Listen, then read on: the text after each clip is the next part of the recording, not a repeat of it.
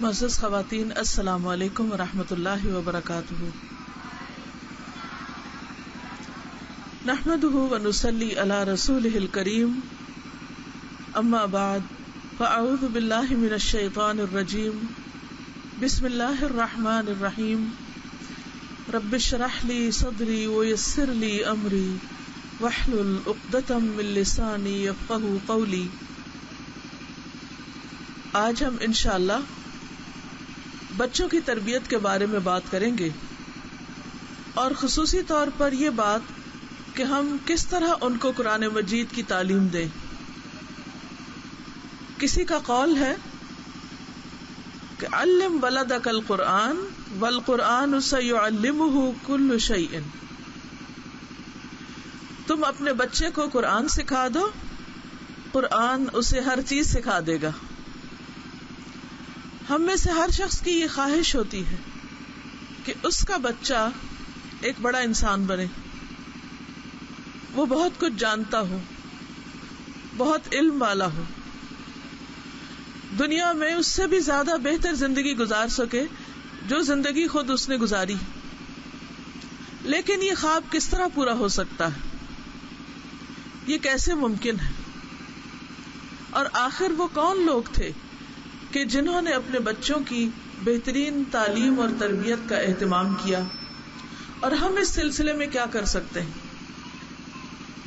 سب سے پہلی چیز تو ہماری نیت ہے، ہمارا ارادہ ہے، ہمارا یہ یقین کہ اگر ہم اپنے بچے کو صحیح تعلیم دیں گے تو ہی وہ ایک صحیح مسلمان بن سکے گا، وہ صحیح مسلمان ہوگا تو ہی یہ زندگی اچھی طرح گزار سکے گا، اور اگر یہ زندگی اس نے اللہ کی اطاعت کے مطابق گزاری تو ہی اس کی آخرت اچھی ہو سکتی۔ اور اس میں کوئی شک و شبہ والی بات ہی نہیں، کیونکہ جو شخص دنیا کی زندگی میں اللہ تعالیٰ کا فرما بردار، اللہ تعالیٰ کا مطیع بن کے نہیں رہتا، آخرت میں اللہ تعالیٰ اس سے کیسے خوش ہو سکتے؟ جب ہم یہ دعا کرتے ہیں ربنا ہب لنا من ازواجنا وذریاتنا قرۃ اعین واجعلنا للمتقین اماما، کہ اے ہمارے رب، تو ہمیں ہمارے ازواج اور ہماری اولاد میں سے آنکھوں کی ٹھنڈک عطا کر اور ہمیں متقین کا امام بنا دے۔ تو اس دعا کی عملی تعبیر کیسے ہو سکتی، کس طرح ممکن ہے کہ ہمارے بچے ہماری آنکھوں کی ٹھنڈک بنے؟ یہ اسی صورت میں ہو سکتا ہے جب وہ اچھے اچھے کام کریں، جب وہ اس دنیا میں رہتے ہوئے نیک بن کر رہیں، اچھے اخلاق والے ہوں، اچھے معاملات کرنے والے ہوں۔ اور یہ اسی صورت میں ہو سکتا ہے جب ان کی اچھی تعلیم اور تربیت ہو، خواہ گھر کی زندگی ہو، خواہ معاشرے کی، گھر سے باہر کی، ہر جگہ اچھا انسان بننا اسی وقت ممکن ہے جب انسان اپنے خالق، اپنے مالک، اپنے رب اللہ سبحانہ وتعالی کے بھیجے ہوئے طریقوں کے مطابق زندگی بسر کرے۔ وہ طریقے ہمیں قرآن و سنت سے پتہ چلتے ہیں۔ اس لیے ہم سب کے لیے لازم ہے کہ ہم اپنے بچوں کو دنیا کی تعلیم دینے کے ساتھ ساتھ قرآن مجید کی بہترین تعلیم دیں۔ جب ہم بچوں کو قرآن کی تعلیم دینے کی بات کرتے ہیں تو عام طور پر والدین ان کو حافظ بنا دیتے ہیں، یا فوراً سوچتے ہیں کہ ہم ان کو حفظ کرا دیں، کیونکہ اگر بچے نے حفظ کر لیا تو والدین کو بہت ہی چمکدار تاج ملے گا۔ اور اس طرح بچے کی خواہش ہو یا نہ، اس کے اندر صلاحیت ہو یا نہ، ہم اس کو مجبور کرتے ہیں کہ وہ ہماری خوشی کی خاطر حافظ بن جائے۔ بعض والدین بچوں کے لیے منت مان لیتے کہ اگر اللہ تعالیٰ مجھے بیٹا دے گا تو میں اسے حافظ بناؤں گی۔ اب بیٹے کی خواہش آپ کی تھی اور اس کی ذمہ داری آپ نے خود اس بیٹے پہ ڈال دی کہ وہ ضرور حافظ بنے۔ بہت اچھی بات ہے، کیونکہ قرآن مجید تمام علوم کا سر چشمہ ہے۔ اگر وہ قرآن مجید حفظ کر لے گا تو اس کا ذہن بھی کھل جائے گا، اس کے اندر بھی ایک نور آئے گا اور اس کی آخرت بھی سنورے گی. لیکن یہ یاد رکھیے کہ قرآن مجید صرف حفظ کرنے کے لیے نہیں آیا. قرآن مجید تو ہدایت کی کتاب ہے، قرآن مجید تو عمل کی کتاب ہے، اور قرآن مجید کا علم اسی وقت عمل میں ڈھل سکتا ہے جب دل میں قرآن کا نور اترتا ہے، جب دل میں ہدایت کا نور اترتا ہے. اور ہدایت کا نور دل میں اترتا نہیں جب تک کہ انسان محنت نہیں کرتا، کوشش نہیں کرتا، اپنے آپ کو اس راہ میں تھکاتا نہیں، اور خاص طور پر جو وہ سیکھتا ہے اس پر عمل نہیں کرتا. کیونکہ جب انسان کوئی بات جان لیتا ہے پھر اس پر عمل کی کوشش میں لگ جاتا ہے، اس کے لیے اپنے آپ کو مجبور کرتا ہے، اپنے نفس کو قائل کرتا ہے، اپنے دل کی مرضی کے خلاف بعض اوقات جا کر مشقت کرتا ہے، اپنی نیند کو قربان کرتا ہے، اپنے آرام کو قربان کرتا ہے، تو یہ نور دل کے اندر اترتا ہے. اور جب دل میں کوئی چیز اتر جاتی ہے تو پھر وہ عمل میں لازمی طور پر آ جاتی. کیا وجہ ہے کہ بعض اوقات لوگ قرآن مجید حفظ کر لیتے ہیں، پڑھ لیتے ہیں، پڑھا لیتے ہیں، لیکن ان کے اندر قرآن کی روشنی نظر نہیں آتی، ان کے اندر قرآن کی خوشبو نہیں ہوتی، ان کے اندر وہ حلاوت نہیں ہوتی، مٹھاس نہیں ہوتی، نہ ان کی گفتگو میں، نہ عمل میں، نہ کردار میں، نہ معاملات میں. اس کی وجہ کیا ہے؟ اس کی وجہ یہ ہے کہ علم تو آ جاتا ہے لیکن علم کا نور نہیں آتا، اور جب تک علم کا نور نہیں آتا مسئلہ حل نہیں ہوتا. اور علم کا نور تو محنت سے ہی آتا ہے، کوشش سے آتا ہے. اس لیے بہت ضروری ہے کہ ہم بچپن سے ہی، بچوں کی پیدائش سے پہلے ہی اور پھر پیدائش کے بعد ان کے لیے ایک ڈائریکشن متعین کریں، ان کے لیے ہم ایک پروگرام بنائیں کہ ہم کیا چاہتے ہیں کہ وہ کیا بنے. کیونکہ بچے بڑے ہو جاتے ہیں اور ہم اپنے پروگرام بدلتے رہتے ہیں. کبھی ہم ان کو ڈاکٹر بنانا چاہتے ہیں، کبھی ہم ان کو انجینئر بنانا چاہتے ہیں، کبھی ہم ان کو پروفیسر بنانا چاہتے ہیں، کبھی کوئی چیز اور کبھی کوئی. وہ کچھ بھی بنے، وہ کسان ہو، وہ مزدور ہو، وہ ڈاکٹر ہو، انجینئر ہو، وہ کچھ بھی ہو، لیکن چونکہ وہ اللہ کے بندے ہیں، اللہ کے مخلوق ہیں، اس لیے بہت ضروری ہے کہ وہ اللہ کے ساتھ مضبوط تعلق رکھتے ہیں، اللہ کی مرضی کے مطابق ہی زندگی بسر کرنے والے ہوں. وہ دنیاوی اعتبار سے کچھ بنے یا نہ بنے لیکن وہ اللہ کے بندے ضرور بنے، اللہ کے فرما بردار ضرور بنے، کیونکہ ان کی کامیابی کا انحصار اس میں ہے کہ وہ اللہ کے کتنے تابعدار ہیں، وہ اللہ تعالیٰ کو کتنا راضی کرنا چاہتے ہیں. کیونکہ جس بچے کے دل کے اندر، جس انسان کے دل کے اندر اللہ کی محبت آ گئی، اللہ کی اطاعت کا جذبہ آ گیا، اللہ کی فرما برداری کا شوق آ گیا، پھر مشکل نہیں کہ وہ شخص اس دنیا میں بھی دوسرے انسانوں کے لیے راحت کا سامان بنے.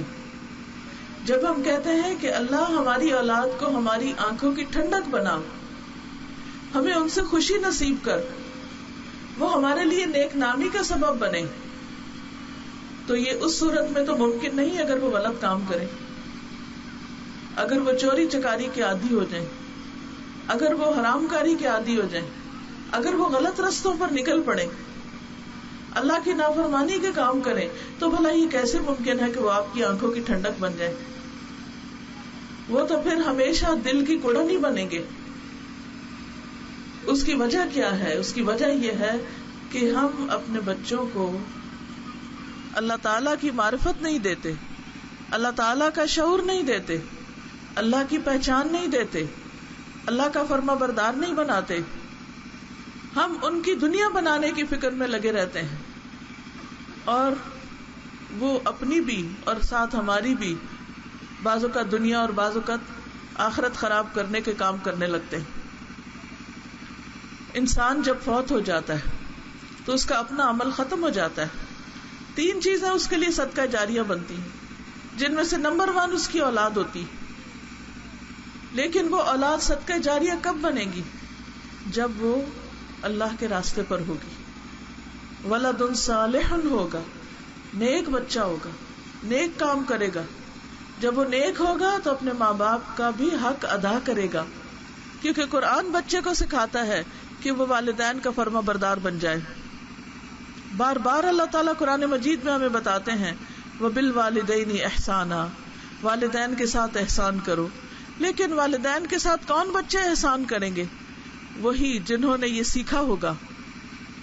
دنیا کی تعلیم تو ان کو یہ نہیں سکھاتی کہ والدین کے ساتھ احسان کرنا ہے، لیکن آخرت کی تعلیم، قرآن کی تعلیم، دین کی تعلیم ان کو یہ ضرور بتاتی ہے کہ انہیں اپنے والدین کے ساتھ اچھا سلوک کرنا ہے. والدین ان کی جنت اور جہنم ہے. اگر انہوں نے والدین کے ساتھ اچھا سلوک نہ کیا تو ان کی دنیا اور آخرت دونوں برباد ہو جائیں گے. اس لیے ہم والدین کا یہ فرض بنتا ہے، ہم والدین کے اوپر ایک بہت بڑی ذمہ داری عائد ہوتی ہے کہ ہم ان کے اخلاق، ان کے کردار اور ان کے عمل کو سنوارنے کے لیے بھرپور کوشش کریں. رسول اللہ صلی اللہ علیہ وسلم نے فرمایا، ہمیشہ اللہ تعالی دین میں ایسے پودے لگاتے رہیں گے جنہیں اپنی فرما برداری میں استعمال فرمائیں گے. اور یہ پودے کون ہیں؟ یہ اسلام کے پودے ہمارے بچے ہیں. اگر ہم انہیں دین کی تعلیم دیں گے تو وہ آئندہ کے لیے اسلام کے بڑے بڑے درخت بن جائیں گے اور ان سے پھل پھول لگیں گے، اور پھر آگے ان کے بچے پھر دین پر ہوں گے، پھر آگے ان کے بچے، اور اس طرح یہ صدقہ جاریہ نسلوں تک رہے گا. اس لیے کوشش یہ کرنی چاہیے کہ وہ پودا ہمارا بچہ ہی ہو. ہم مرنے سے پہلے وہ درخت لگا کے جائیں. اس کے لیے کوشش بھی کریں، دعائیں بھی کریں، اور ایسا طریقہ کار اختیار کریں کہ آپ کے یہ خواب اور تمنائیں پوری ہو سکیں. ابن مبارک رحمہ اللہ، ابن مبارک کا آپ کو معلوم ہوگا وہ امام ابو حنیفہ کے استاد ہیں. جب وہ اصحاب حدیث کے بچوں کو دیکھتے، یعنی جو لوگ خود سیکھ رہے ہیں، سکھا رہے ہیں، تو جب ان کے چھوٹے چھوٹے بچوں کو دیکھتے جن کے ہاتھوں میں قلم دوات ہوتی تو وہ انہیں اپنے قریب کرتے اور کہتے کہ یہ دین کے پودے ہیں. یہ چھوٹے چھوٹے بچے کیا ہیں؟ چھوٹے چھوٹے پودے ہیں جن کے متعلق رسول اللہ صلی اللہ علیہ وسلم نے ہمیں خبر دی کہ ہمیشہ اللہ تعالیٰ دین میں ایسے پودے لگاتا رہے گا جن کے ذریعے دین کو مضبوط کرے گا. آج یہ چھوٹے ہیں اور قریب ہے کہ تمہارے بعد یہ بڑے ہوں. یعنی ہمارے بچے ہماری زندگی میں تو چھوٹے ہی ہوتے ہیں، لیکن بعد میں ہماری جگہ وہی سنبھالتے ہیں جب وہ پودے بڑے ہو جاتے ہیں. تو اس لیے بہت ضروری ہے کہ ہم انسانوں پر توجہ دیں. آج کل کی مائیں بچوں سے زیادہ خود اپنی ذات کے لیے فکر مند ہوتی. بعض ماؤں کی تو پڑھائی ختم نہیں ہوتی، وہ شادی کے بعد بچے بھی ہو جائیں تو ان کے پڑھانے کا ان کو کم فکر ہوتا ہے.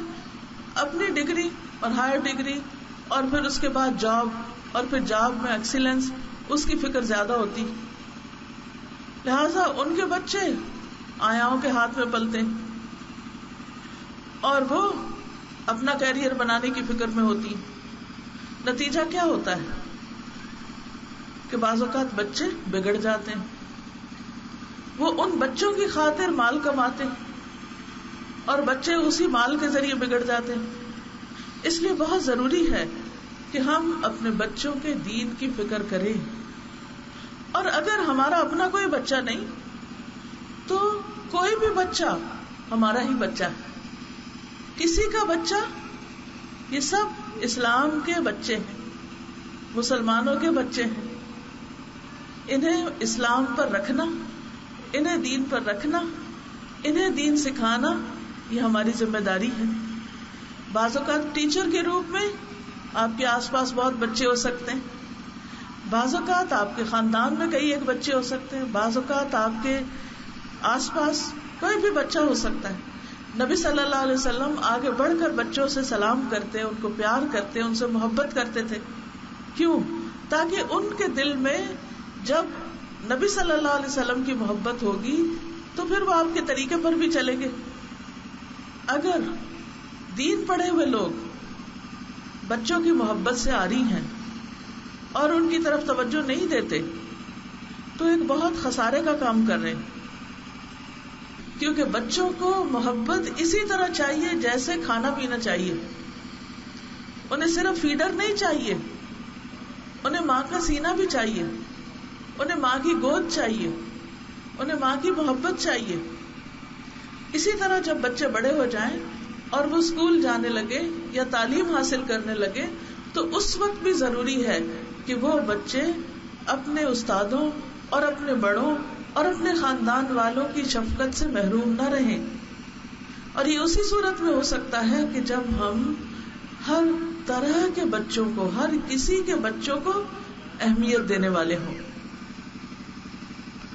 کیونکہ یہ بچے ہمارے لیے بھی صدقہ جاریہ ہیں اور ہمارے دین کے محافظ بھی ہیں.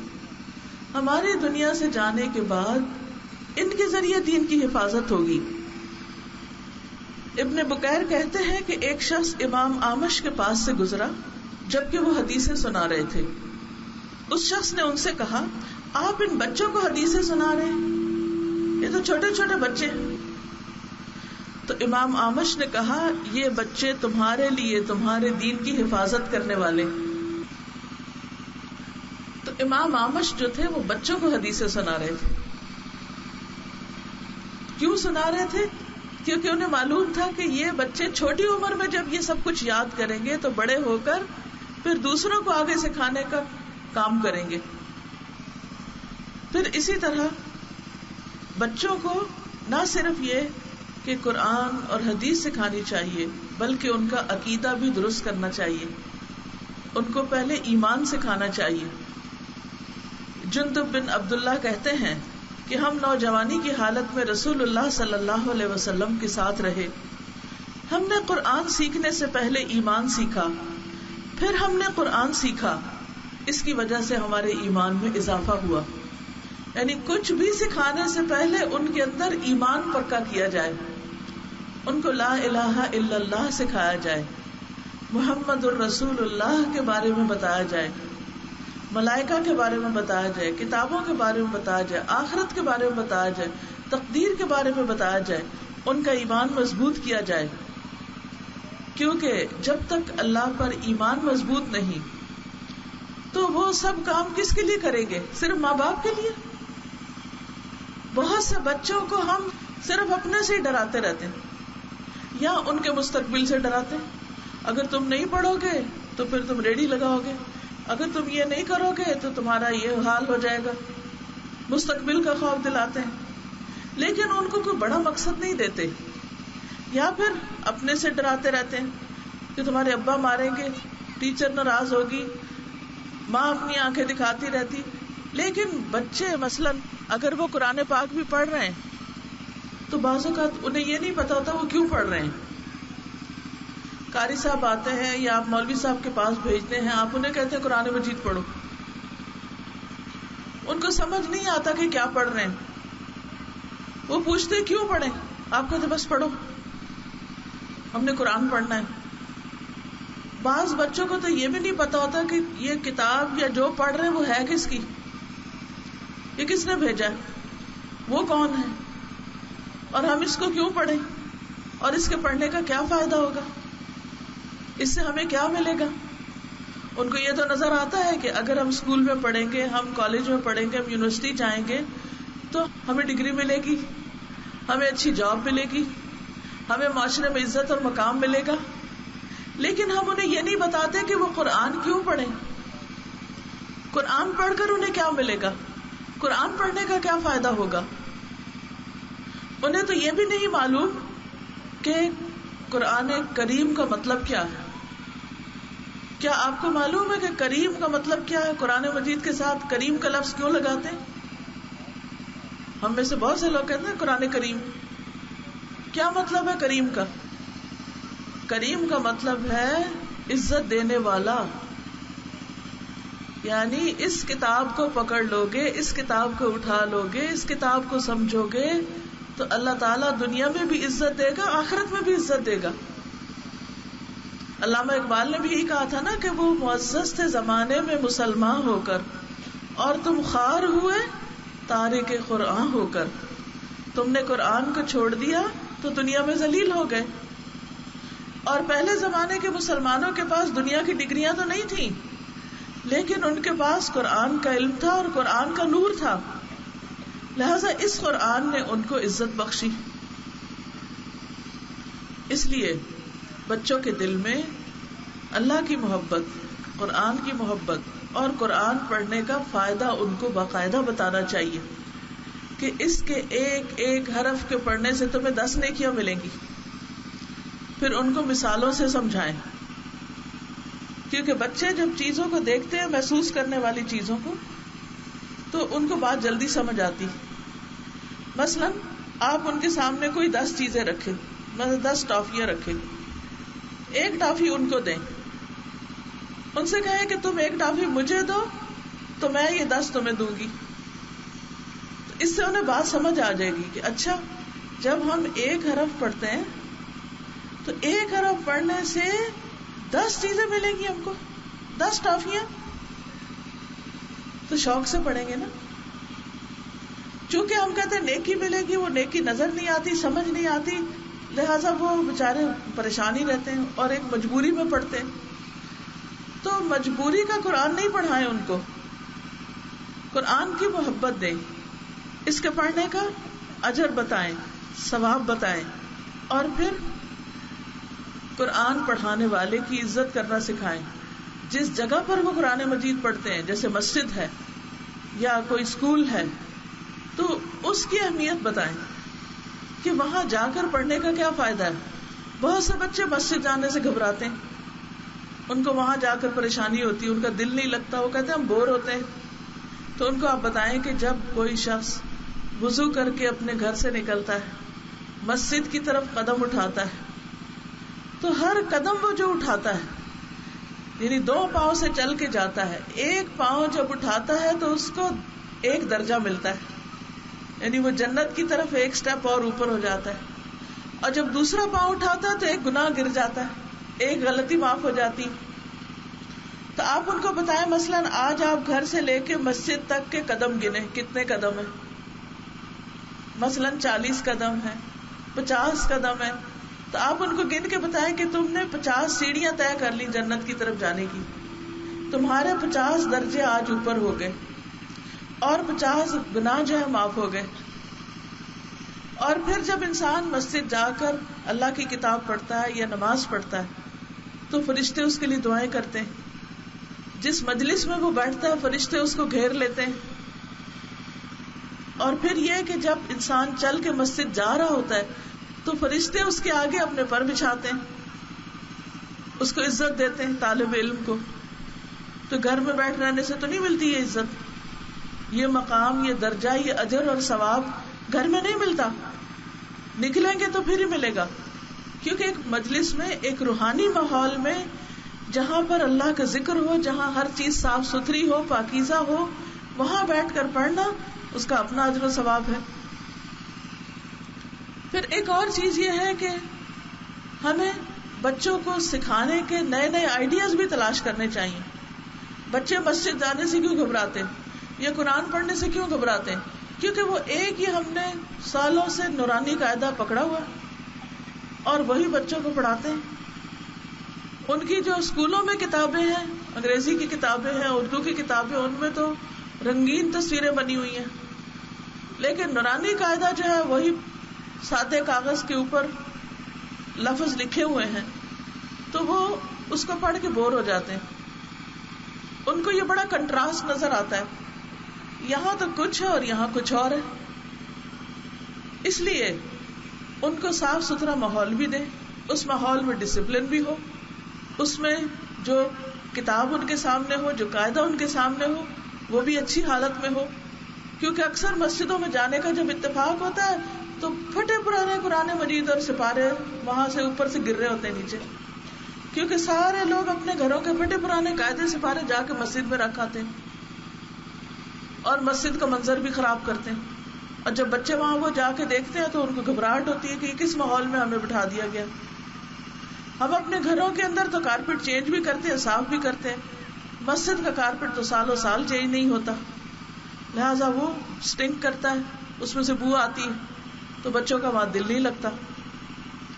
تو ان ساری چیزوں کے اوپر بھی ہمیں توجہ کرنے کی ضرورت ہے, وہ ماحول بنانے کی. پھر آپ ایسی ٹیکنیک اختیار کریں کہ کم وقت میں بچہ پڑھ جائے. یہ نہیں سال بعد آپ جائیں اور پوچھیں جی مولوی صاحب میرے بچے نے کتنا پڑھا, جی ابھی تو اس کا قاعدہ ہی ختم نہیں ہوا. اب جب سال اس کا قاعدہ ہی نہیں ختم ہو رہا تو وہ بےچارہ کیا سیکھے گا؟ اسے پتا ہے اس نے حاضری لگانے جانا ہے, اور کبھی وہ چوری چھپے ادھر ادھر ہو کے لیٹ جاتا ہے اور دوسروں کے پیچھے چھپ جاتا ہے, سبق بھی یاد نہیں کرتا. ان ساری چیزوں کا ہمیں جائزہ لینا ہے اور اس طریقہ کار کو امپروو کرنا ہے. بہت سی ایسی کہانیاں اور ایسی روایات اور ایسے نیوز ملتی ہیں کہ جس میں بعض بچوں نے 6 مہینے میں قرآن حفظ کر لیا. میں ایک کتاب میں پڑھ رہی تھی کہ ایک بچے نے 55 ڈیز میں پورا قرآن مکمل کر لیا. کوئی نئی ٹیکنیک نئی آئیڈیا ہوگا تو جب ہی اس نے ایسا کیا نا, ورنہ کسی مسجد میں جا کے بیٹھ جاتا سوال ہی پیدا نہیں ہوتا. تو ہم سب بچوں کو ایک ہی لاٹھی سے ہانکتے ہیں. اگر ان کے اندر صلاحیت ہے تو اس کو استعمال نہیں کرتے, اور اگر ہمیں اللہ نے عقل دیا تو کوئی نئے نئے آئیڈیاز نہیں لاتے. ہم سمجھتے ہیں کہ جیسے قرآن پاک پڑھنا پڑھانا بس ایک ہی طریقے پہ ہونا چاہیے جو پرانے زمانے سے چلا آ رہا ہے, تو باقی سارا ماحول بدل چکا ہے. تو دین کی تعلیم کے لیے بھی ماحول کو اچھا بنائیں. آپ نئے ڈیزائن کے کپڑے کیوں پہنتے ہیں؟ نئی نئی چیزیں کیوں خریدتے ہیں؟ نئی گاڑیاں کیوں خریدتے ہیں؟ نئے ڈیزائن کا فرنیچر کیوں خریدتے ہیں؟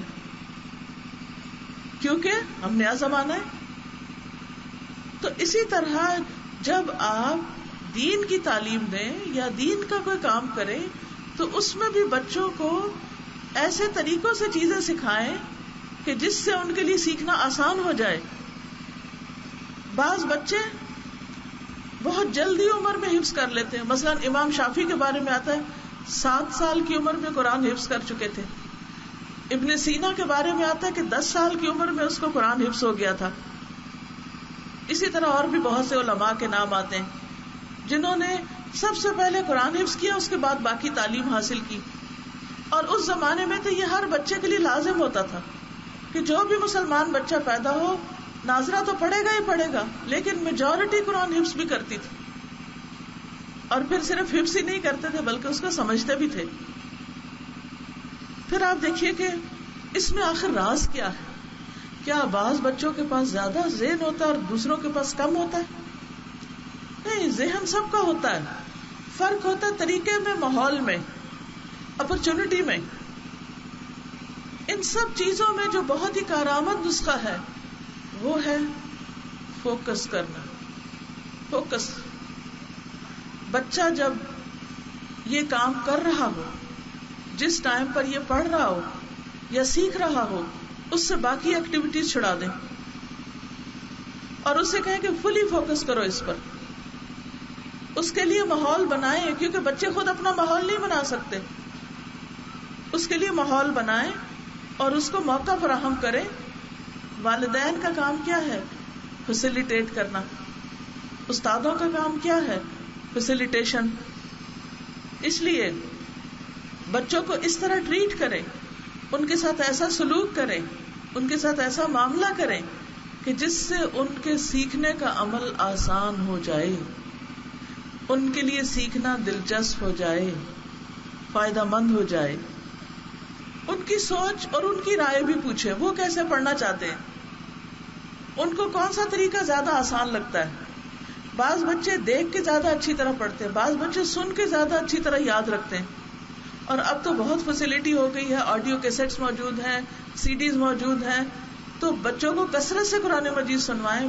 بلکہ مائیں پیدائش سے پہلے ہی سننا شروع کریں, پھر جب وہ چھوٹے ہوں اور ابھی بول نہ سکتے تب بھی ان کو خوب کثرت سے قرآن سنوائیں. پھر جب بڑے ہو جائیں, مسجد جائیں یا حفظ کرنے لگے, اس وقت بھی ان کو سنوائیں, کیونکہ کچھ بچے سن کے بہت جلدی یاد کر لیتے ہیں.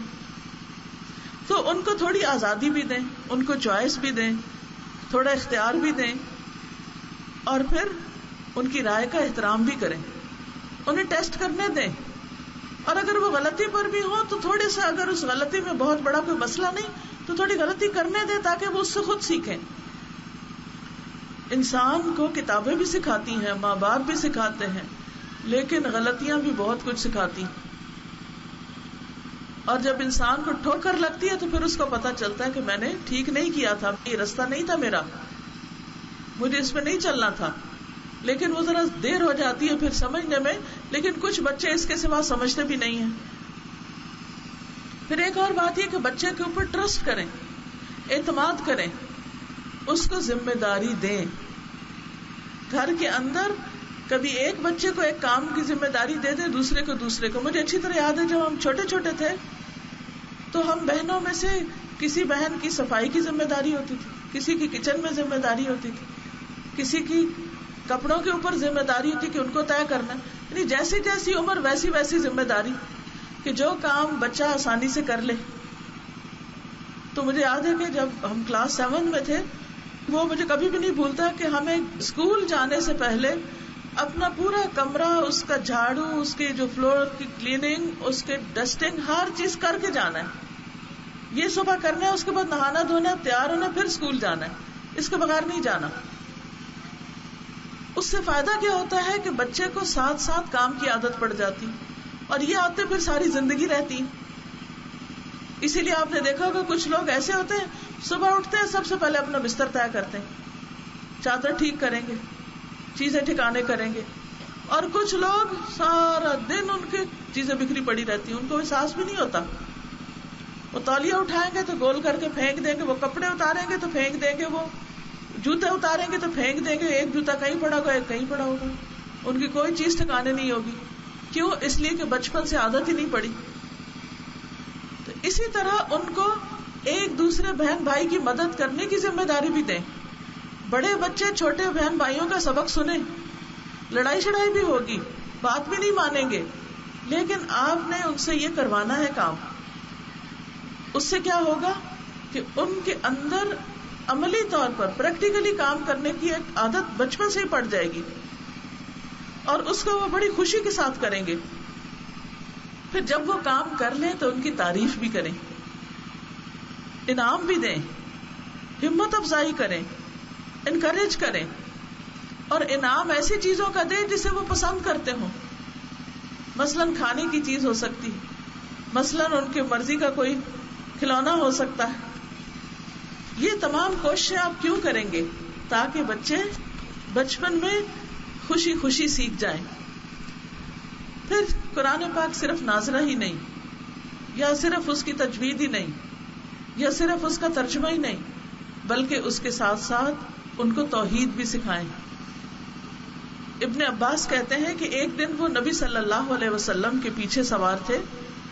رسول اللہ صلی اللہ علیہ وسلم نے ان سے فرمایا، اے لڑکے، میں تجھے چند کلمات سکھا رہا ہوں، تم ان کو اچھی طرح سیکھ لو. اور وہ کیا؟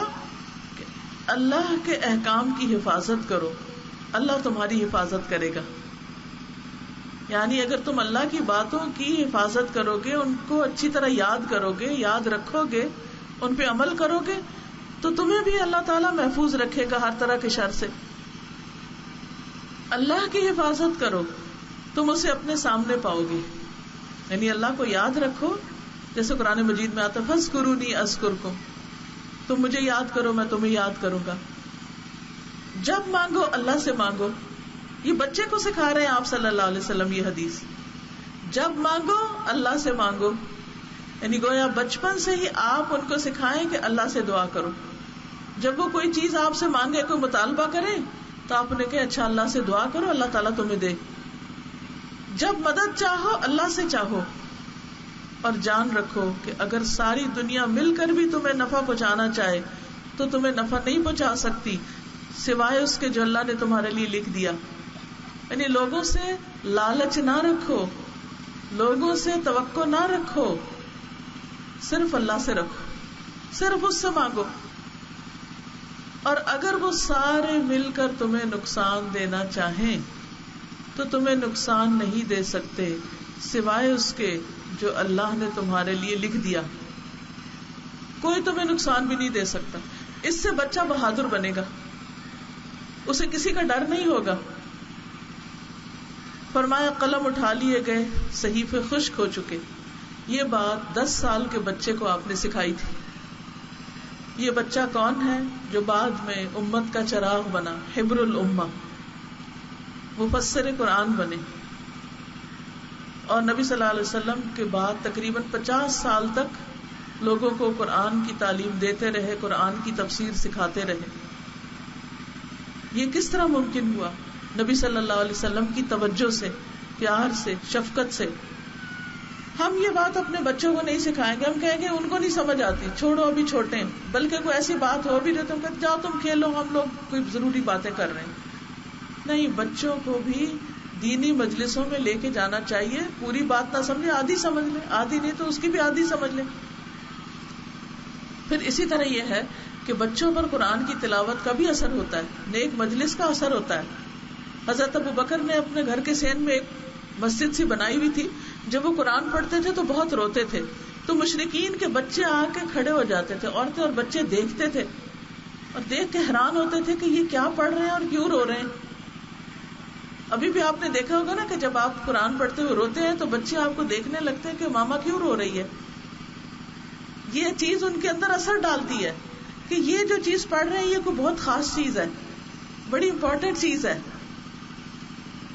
تو آپ کو معلوم ہے کہ مشرکین نے کیا کیا؟ انہوں نے کہا کہ آپ یہاں قرآن پڑھنا بند کر دیں، کیونکہ انہیں ڈر لگا کہ کہیں ہمارے سارے بچے مسلمان نہ ہو جائیں، وہ اس سے متاثر ہو رہے ہیں. پھر اسی طرح ابن عباس کہتے ہیں کہ جب رسول اللہ صلی اللہ علیہ وسلم کی وفات ہوئی تو میری عمر 10 سال تھی اور میں نے محکم صورتیں سب پڑھ لی تھی، ساری یاد تھی مجھے. اور محکم صورتیں کون سی ہیں؟ مفصل صورتیں، یعنی لمبی صورتیں. عبداللہ بن عباس کہتے ہیں کہ ان کی امی ام فضل نے انہیں والمرسلات عرفا پڑھتے ہوئے سنا. پھر کہا بیٹے تم نے اس سورت کی تلاوت کر کے مجھے یاد دلا دیا. میں آخری عمر میں آپ صلی اللہ علیہ وسلم کو مغرب کی نماز میں یہی سورت پڑھتے ہوئے سنتی تھی. یعنی بیٹے نے جب یہ سورت پڑھی تو انہیں یاد آ گیا کہ نبی صلی اللہ علیہ وسلم مغرب کی نماز میں یہ سورت پڑھتے تھے. اب آپ پڑھتے تھے، اس کے بعد ابن عباس نے یاد کر لیا، وہ پڑھ رہے ہیں، پھر اس کے بعد اگلی نسل، اور یہی سلسلہ علم کا جاری رہا جب تک کہ دین ہم تک پہنچ گیا. تو ہمیں بھی اپنا رول پلے کرنا ہے اور اپنے بچوں کو اس حال میں چھوڑنا ہے کہ ہمارے بعد وہ بھی اس دین کے پیغام کو آگے لے جانے والے بنے. اور خاص طور پر اسکول یہ تو ایک بہت ہی زبردست اپرچونٹی ہے کہ جس کے ذریعے آپ ایک بہت بڑا صدقہ جاریہ کما سکتے ہیں. کس طرح؟ ان بچوں کو دین کی تعلیم دے کر، ان کی دنیا کے ساتھ ساتھ انہیں آخرت کی تعلیم دے کر، سکھا کر. اسی طرح ہم دیکھتے ہیں کہ زید بن ثابت صرف 11 سال کے تھے جب نبی صلی اللہ علیہ وسلم مدینہ تشریف لائے. تو وہ کہتے ہیں کہ مجھے نبی صلی اللہ علیہ وسلم کے سامنے پیش کیا گیا. آپ مجھے دیکھ کر بہت خوش ہوئے. لوگوں نے عرض کیا اے اللہ کے رسول صلی اللہ علیہ وسلم، بنو نجار کے اس لڑکے کو قرآن کی کئی صورتیں یاد ہیں. کیونکہ مصعب بن عمیر پہلے سے آگے تھے تو انہوں نے آ کے بچوں کو بھی قرآن یاد کرایا. تو یہ 11 سال کی عمر میں بہت ساری صورتوں کے حافظ تھے، کیونکہ ابھی پورا قرآن تو نازل نہیں ہوا تھا نا. تو آپ کو بہت حیرت ہوئی کہ اچھا یہ چھوٹا سا بچہ اتنا کچھ یاد کر چکا ہے. تو آپ نے فرمایا زید یہودیوں کی تحریر سیکھ لو، یعنی یہودیوں کی لینگویج سیکھ لو، عبرانی، کیونکہ مجھے ان پر اعتماد نہیں. وہ کہتے ہیں کہ میں نے ان کی لکھائی سیکھنا شروع کر دی. ابھی 15 دن نہیں گزرے تھے کہ میں پوری مہارت حاصل کر چکا تھا، اس میں ایکسپرٹ بن چکا تھا. تو میں ان کے خط نبی صلی اللہ علیہ وسلم کو پڑھ کے سناتا تھا، اور آپ جو جواب دیتے تھے وہ بھی لکھ کر بھیجتا تھا. تو اتنی چھوٹی عمر میں وہ کاتب بن گئے تھے آپ کے ایک فارن لینگویج میں. یہ کس کی تعلیم تھی؟ یہ کس کی تربیت تھی؟ یہ کس کی توجہ تھی کہ آپ نے ان کو پہچانا، ان کا پوٹینشیل دیکھا کہ اچھا یہ بچہ ذہین ہے، اتنی چھوٹی عمر میں یہ کر چکا ہے، تو اسے ایک اور زبان سیکھنے کے لیے کہہ دیا اور وہ سیکھ گئے. ایک ایڈڈ بینیفٹ. پھر اسی طرح زید بن ثابت ہی کہتے ہیں کہ میں نے رسول اللہ صلی اللہ علیہ وسلم کے سامنے سورۃ النجم کی تلاوت کی تو اس سے پتہ چلتا ہے کہ جن بچوں کو قرآن مجید آتا ہے ان سے سننا بھی چاہیے، بلکہ حفظ کے مقابلے بھی کرانے چاہیے، کوئز پروگرام ہونے چاہیے، تاکہ بچوں کے اندر مزید یاد کرنے کا شوق پیدا ہو۔ پھر اسی طرح عمر بن سلمہ کہتے ہیں کہ جاہلیت میں ہمارا قیام ایک چشمے پر تھا اور سوار ہمارے قریب سے گزرتے تھے، تو ہم ان سے نبی صلی اللہ علیہ وسلم کے بارے میں پوچھتے تھے، تو لوگ بتاتے کہ وہ اللہ کے رسول ہیں اور اللہ تعالیٰ ان پر وحی بھیجتا ہے اور وہ قرآن سناتے ہیں۔ تو وہ کہتے ہیں کہ جب وہ کوئی آیت سناتے، کوئی بھی سورت سناتے تو وہ فوراً یاد کر لیتا اس کو، اور وہ میرے سینے میں جم جاتا۔ کس طرح اللہ تعالیٰ اپنی کتاب کی حفاظت کرتا ہے اور وہ سینوں میں ان کو راسخ کر دیتا ہے آیات کو۔ کہتے ہیں جب مکہ فتح ہو گیا تو ہماری قوم بھی مسلمان ہو گئی اور انہوں نے اسلام لانے میں پہل کی، اور میرے والد نے بھی بہت جلدی اسلام قبول کیا، اور پھر وہ واپس آئے تو کہا کہ میں اللہ کی قسم ایک سچے نبی کے پاس سے آ رہا ہوں، اور انہوں نے فرمایا ہے کہ فلاں نماز اس طرح فلاں وقت پڑھا کرو، اور جب نماز کا وقت ہو جائے تو تم میں سے کوئی ایک شخص آذان دے اور امامت وہ کرے جسے قرآن سب سے زیادہ آتا ہو۔ لوگوں نے پوچھا کہ سب سے زیادہ کس کو آتا ہے؟ تو کہتے ہیں کہ اس پورے قبیلے میں مجھ سے زیادہ کسی کو قرآن نہیں آتا تھا، حالانکہ ان کی عمر 7 سال تھی صرف۔ اندازہ لگائیں آپ۔ تو ہوا کیا کہ انہوں نے اسی کو امام بنا دیا، اور پھر وہ کہتے ہیں کہ میرے پاس ایک ہی چادر تھی، جب میں اسے لپیٹتا تھا اور میں نیچے رکوع میں جاتا یا سجدے میں جاتا تو پیچھے سے میری ٹانگیں کھل جاتی تھی۔ تو پھر انہوں نے میرے لیے کپڑا خریدا اور میری ایک قمیص بنائی، اس قمیص سے میں اتنا خوش ہوا جتنا میں کسی چیز سے خوش نہیں ہوا تھا۔ تو اس سے کیا پتا چلتا ہے کہ قرآن یاد کرنے والا خواہ چھوٹا ہی کیوں نہ ہو، اس کی بڑے بڑوں پر فضیلت ہے۔ اس لیے ہمیں اپنے بچوں کو صرف ٹیبلز نہیں یاد کرانے، صرف ان کو فارمولے ہی یاد نہیں کرانے، ان کو قرآن کی آیات بھی یاد کرانی ہے، قرآن کی صورتیں بھی یاد کرانی ہیں، جو ان کے لیے دنیا میں بھی عزت اور عظمت کا سبب ہوں گی اور آخرت میں بھی۔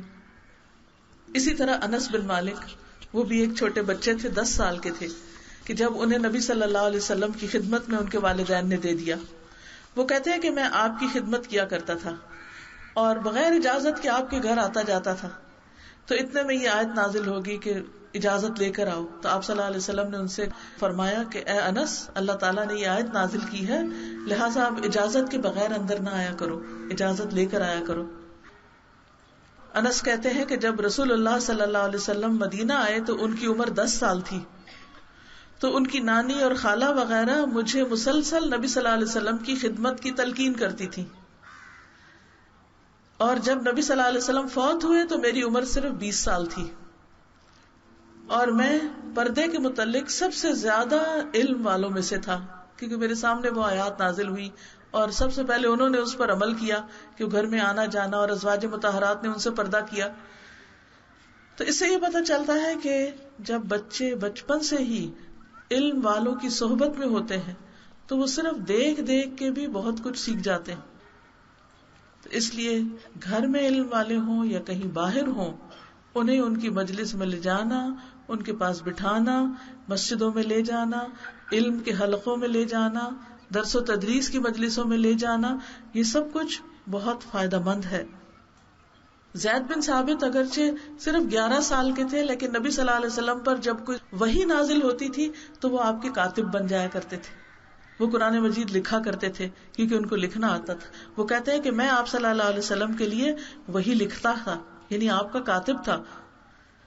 پھر اسی طرح یہ ہے کہ بہت سی آیات جب نازل ہوئی تو ان کا معنی بھی ساتھ بتا دیا جاتا تھا، وہ ان کا جو کانٹیکسٹ ہوتا تھا وہ بھی ان کو پتہ چل رہا ہوتا تھا۔ یعنی اس لکھنے کا فائدہ صرف یہ نہیں تھا کہ وہ صرف ایک زبانی کسی منشی کی طرح بیٹھ کے جو بولا جائے کوئی لکھ دے، بلکہ وہ یہ بھی سمجھ رہے ہوتے تھے کہ یہ آیت کس طرح نازل ہوئی، کس وقت میں نازل ہوئی، کس کانٹیکسٹ میں نازل ہوئی، اور اس کا مطلب کیا ہے۔ اس طریقے سے انہوں نے چھوٹی عمر میں ہی نہ صرف یہ کہ قرآن لکھا بلکہ اس کو سمجھا بھی۔ پھر اسی طرح احادیث بھی لکھا کرتے تھے۔ عبداللہ بن عمرو بن العاص جو ہیں، انہوں نے پورا ایک صحیفہ تیار کر لیا تھا احادیث لکھ لکھ کر۔ اور پھر بعض محدثین بچوں کو جمع کر کے باقاعدہ ان کو حدیث سناتے تھے، سکھاتے تھے، ان کو کھیلنے کا بھی موقع دیتے لیکن ساتھ ان کے کھیل کے کچھ پڑھنے کا بھی انتظام کرتے تھے. تو اگر آپ کا بچہ کسی ایسے اسکول میں جاتا ہے جہاں پر دین کی تعلیم کا کوئی زیادہ بندوبست نہیں، تو شام کے اوقات میں آپ ان کے کھیل کود کے ساتھ ان کے لیے قرآن کی تعلیم، ان کے لیے حدیث کی تعلیم، ان کے لیے دعائیں اور ان چیزوں کے بارے میں انہیں علم سکھا سکتے ہیں، جس سے انشاءاللہ ان کو بھی فائدہ ہوگا. اور پھر یہ دیکھیے کہ جو علم کی مجالس ہوتی ہیں ان کی اپنی ایک برکت بھی ہوتی، ان کے اوپر فرشتے جو ہیں وہ اپنے پر بچھاتے ہیں، ان کے لیے دعائیں ہوتی ہیں. تو اس لیے بچوں کے اندر بھی ایک سکینت ہوتی ہے. پھر بعض ماں باپ بچوں کو مسجد نہیں لے جاتے کہ وہاں یہ شور ہنگامہ کریں گے، مسجد کے ادب کے خلاف ہوگا. نہیں، بچوں کو ادب سکھائیں اور مسجد ضرور لے جائیں. پھر یہ کہ ان کو مجلس میں بیٹھنے کا ادب سکھائیں. بعض ماں باپ لے تو جاتے ہیں لیکن پھر وہ بھول جاتے ہیں کہ بچے کیا کر رہے ہیں، اور اس طرح سب لوگوں کی نماز خراب ہوتی. سمرہ بن جندب کہتے ہیں کہ میں نبی صلی اللہ علیہ وسلم کے زمانے میں ایک نوعمر لڑکا تھا، آپ سے احادیث یاد کر لیتا تھا اور مجھے بولنے سے کوئی چیز وہاں مانے نہیں تھی سوائے اس کے کہ مجلس میں مجھ سے بڑی عمر کے لوگ ہوتے تھے تو میں نہیں بولتا تھا، انہیں بولنے دیتا تھا. پھر اسی طرح سلف صالح کی یہ بھی روایت رہی ہے کہ وہ اپنے بچوں کو خاص طور پر نیک لوگوں سے ملانے کے لیے لے جاتے تھے تاکہ ان کو دیکھ کر شوق آئے اور وہ ان کو کاپی کر سکیں. آج کل آپ دیکھیں کہ ہمارے بچوں کو جو پلیئرز ہوتے ہیں یا کرکٹرز ہیں یا اور اسی طرح کے جو سیلیبریٹیز ہیں، ان کی تصویریں بھی ان کے کمروں میں لگی ہوں گی، ان سے ملنے کا بھی شوق ہوگا، ان کی تصویروں کے بیج بھی انہوں نے لگائے ہوں گے، اسٹیکر بنے ہوئے ہوں گے. پھر اسی طرح بچوں کو دیگر علوم بھی سکھانے چاہیے. حضرت زید بن ثابت نے نہ صرف یہ کہ عبرانی زبان سیکھی بلکہ علم الفرائض یعنی وراثت کا علم بھی سیکھا. نبی صلی اللہ علیہ وسلم نے ان کے بارے میں فرمایا ہے کہ اعلمها بالفرائض زید بن ثابت، کہ علم وراثت کے سب سے بڑے عالم زید بن ثابت ہیں.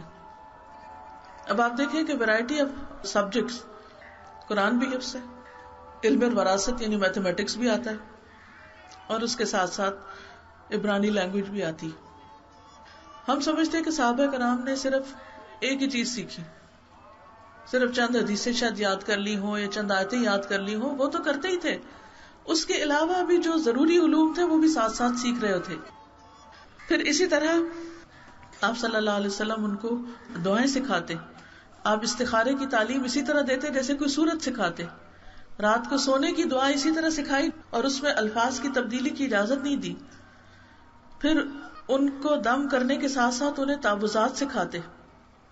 حضرت حسن بن علی کہتے ہیں کہ رسول اللہ صلی اللہ علیہ وسلم نے مجھے کچھ کلمات سکھائے جنہیں میں وتر میں کہا کروں. حضرت حسن جو تھے وہ رمضان 3 ہجری کو پیدا ہوئے، تو آپ سوچیں کہ آپ کی زندگی میں وہ زیادہ سے زیادہ کتنے سال کے ہوں گے، 7 ساڑھے 7 سال کے، اور اس وقت وتر کی نماز کے لیے انہیں دعا سکھائی آپ نے، اللہم اہدنی فی من ہدیت وعافنی فی من عافیت. پھر اسی طرح یہ ہے کہ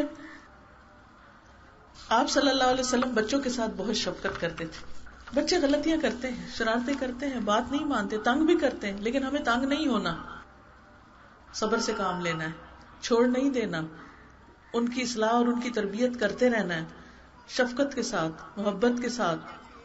حضرت عائشہ کہتی ہیں کہ نبی صلی اللہ علیہ وسلم نے اسامہ کی ناک پوچھنے کا ارادہ کیا، فرمایا عائشہ اس سے محبت کرو کیونکہ میں اس سے محبت کرتا ہوں.